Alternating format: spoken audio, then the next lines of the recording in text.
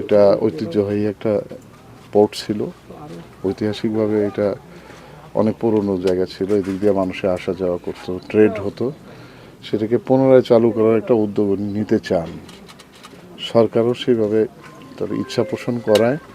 আমি এখানে ফিজিক্যালি আসছি লোকেশনটা দেখার জন্য, এবং এটা ভবিষ্যতে কিভাবে আমরা আগাতে পারি সে বিষয়গুলো আমরা এখানে যাওয়ার পরে রিপোর্ট আকারে দেওয়া হবে। মাননীয় মন্ত্রীর সাথে একটু আগে আমার কথা হয়েছে, জাস্ট এইটুকুই। এটা প্রাইমারি, একেবারে প্রাইমারি ভিজিট। যদি সরকার সিদ্ধান্ত গ্রহণ করে তখন আমরা আরও অনেকবার আসবো, অনেকবার কথা বলবো আপনাদের।